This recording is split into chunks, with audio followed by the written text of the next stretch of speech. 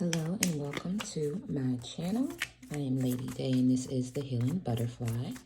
This is the WTF Love Reading for Cancer, Scorpio, and Pisces. So without further ado, we'll get right into it. Only take what resonates with the storyline of your life. Reverse the roles as needed. Okay. Alrighty, so for Cancer, Scorpio, and Pisces, let's first talk about the background to their current love and romance. All right. Okay, we have the Chaser. Chaser and a codependent fear of abandonment. This person or someone is saying, I knew you would do this. I knew you would leave me. So someone feels like they're justified at this time because someone else actually did leave them, decided not to, I guess, keep dealing with the BS is what I just heard. So the person with the abandonment issues, they're feeling justified because you didn't stay. You did exactly, I guess, what they thought that you would.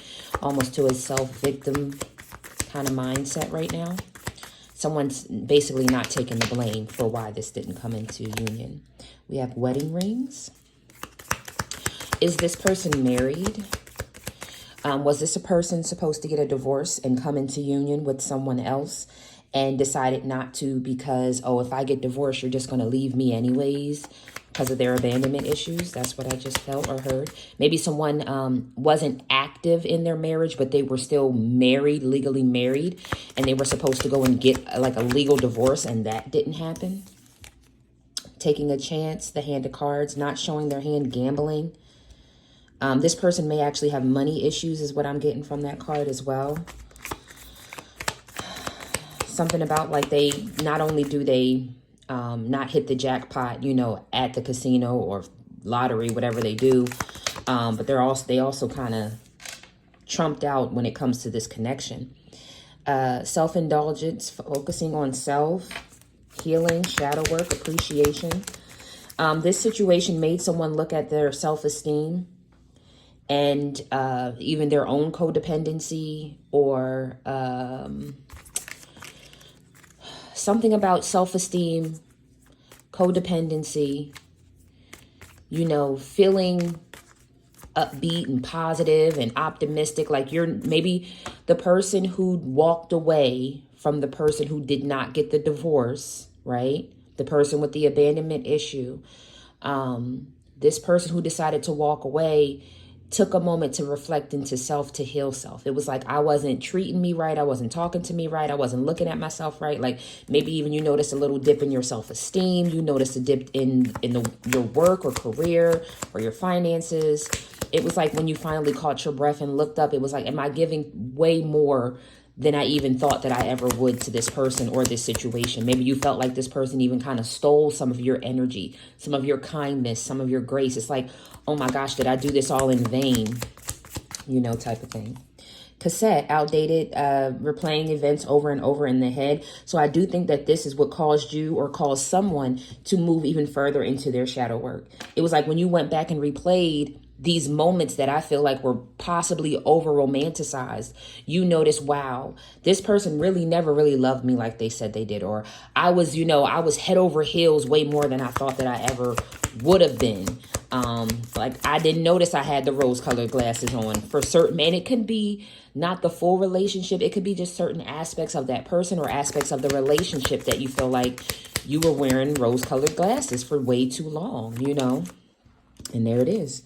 The butterfly, healing the inner child and growth. This person would love for this situation to move to the next phase, but they're also in between this, like I said, self-victim, blaming you, blaming this, blaming that, versus really trying to make it better. And then we have the axe at the bottom of the deck, the breakup and separation and the silent treatment, because there is a snake-like energy that's still around with this person, whether they have a third party or they are their own worst enemy is what I actually just heard just now. It's like this person can be their own worst enemy.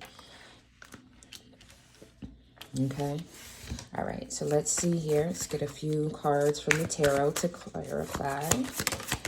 The devil. Listen, I don't make it up. The devil is here.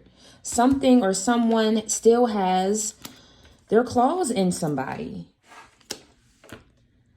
something somewhere has not been healed with the person who I feel like is still codependent. Maybe they're codependent on someone. Maybe they're codependent on something. We talked about this person possibly gambling or liking to gamble or having possible money issues. Thank you. Ooh, thank you, Spirit. The Chariot could be a Cancer. And then we have the Nine of Swords. Why is the Chariot here? I can feel already that the Nine of Swords is definitely some backstabbing energy. This person may have also entangled themselves into multiple situations, because I have the spider web here, which makes me feel like this person had multiple arms, you know, eight-legged, right, creature, had multiple arms in different pots.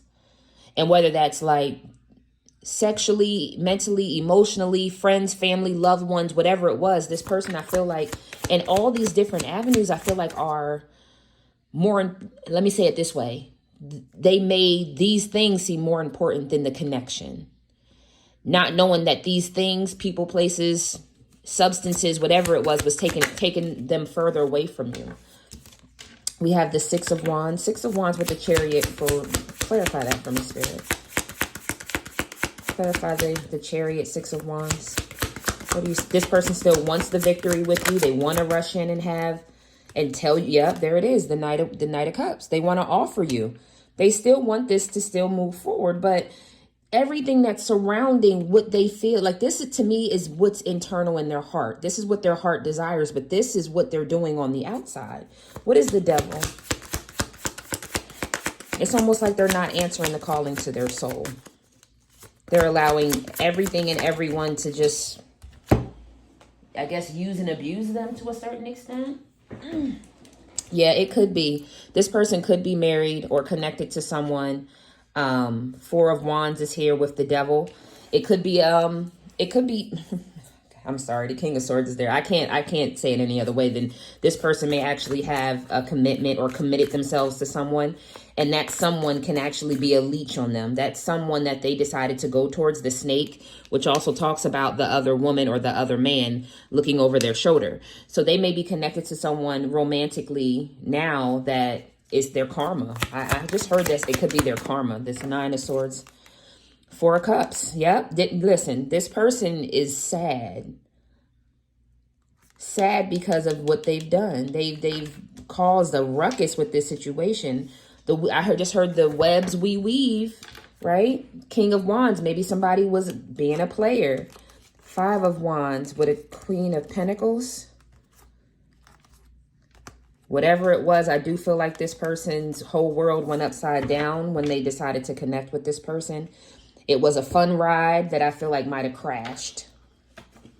But I just feel like whoever you are that freed yourself from this, it's like, I'm working on myself. Like, maybe this just went too far, if that makes any sense. Like, you just feel like this person in this situation just went too far.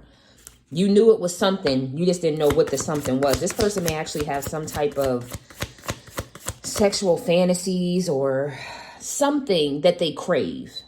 It may not be sexual. Like I said, this person also, I kind of feel like there's either a sense of gambling, maybe getting together, playing cards or dominoes, or I don't know if people like shoot guns, axe throwing. I'm not sure what this community does, but it's like there's a level of underlying sexual tone, okay? Whether that's just people flirting or people are full out having, you know, what do they call them?